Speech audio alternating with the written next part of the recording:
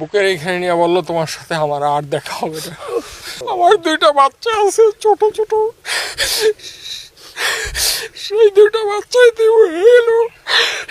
আমি যখন তারে বললাম তুমি তোমার বাচ্চাদের এতিম করে বললা, ওই বাচ্চাগুলোও তো আমার বাচ্চা ছিল, আমি কি করব?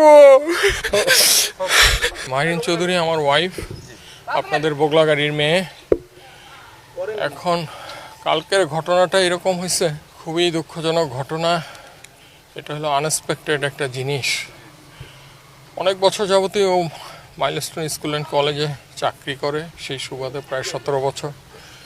সেখানে সে পর্যায়ক্রমে টিচার থেকে সে কোঅর্ডিনেশনের দায়িত্ব পায়, কোঅর্ডিনেটর হয়েছে, এবং যেই বিল্ডিংয়ে বিমানটা ক্রাশ করছে ওই বিল্ডিংয়েরই সে কোঅর্ডিনেটর ছিল। তো ইন দ্য মিন টাইম স্কুলে বাচ্চাদের ছুটি হয় নর্মালি 1টা থেকে 1:30টার ভিতরে, সেকশন ওয়াইজ 5 মিনিট গ্যাপে গ্যাপে। তো 1টা থেকে যখন স্কুল ছুটি হয়েছে তখন বেসিক্যালি কোঅর্ডিনেটর আইসার সামনে দাঁড়ায়, টিচাররা যার যার বাচ্চা নিয়ে আইসা প্যারেন্টসদের কাছে হ্যান্ড ওভার করে। তো ঠিক ওই মুহূর্তটাই 1:06-এর দিকে মেবি এরকম 2-4 মিনিট আগপিছ হইতে পারে, ঠিক এই সময়ই এয়ারক্রাফটটা আইসা একেবারে ঠিক যেই জায়গায় তারা দাঁড়ায় বিল্ডিংয়ের মুখে, যেই দিকটা বাচ্চারা বের হবে ঠিক ওই মুখের ওইখানে আইসা তারা ক্র্যাশ ল্যান্ডিং করছে। তারপর ওটা এক্সপ্লোশন হয়ে ভিতরে ঢুকে গেছে ক্লাসরুমে, কিছু বাচ্চা ওইখানে উন্ডেড হয়েছে। রান্নায় আমার ভালোবাসা Jamuna gas stove. Jamuna gas stove, আধুনিক, নিরাপদ ও দীর্ঘস্থায়ী। এখন মাহিরিন মিস ভালো ছিল, ওর বাচ্চাদের বাঁচাইতে গিয়ে আসে কিছু বাচ্চা বের করেও নিয়ে আসছে। আমার সাথে তার আইসিইউতে যেই কথা হয়েছে, আমি বললাম যে তুমি কেন এই কাজ করতে গেলা? বলে আমার বাচ্চারা আমার সামনে সব পুইরা মারা যাচ্ছে, আমি এটা কিভাবে সহ্য করি।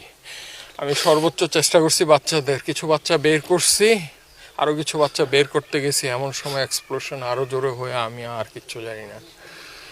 ওর ভিতরে সে নিজে পইরা নিজে পুরা ভাই 100% বার্ন হয়ে গেছে, পা থেকে মাথা পর্যন্ত চুল। শুধু সে বেঁচে ছিল, একটু কথা বলতে পারছে আইসিইউতে। তারা যখন আইসিইউতে যখন তাকে চিকিৎসা নিছে এবং তাকে যখন লাইফ সাপোর্টে নেওয়ার আগ পর্যন্ত সে লাস্টে একটা কথাই বলছে যে আমার হাতটা একটু, ডান হাতটা দিয়ে বলছে আমাকে একটু শক্ত করে ধরো ডান হাতটা। আমি শক্ত করে ধরছি, ভাই ধরা যায় না, পুরা সব কিছু পোড়া। বুকের এইখানে নিয়ে বললো তোমার সাথে আমার আর দেখা হবে না।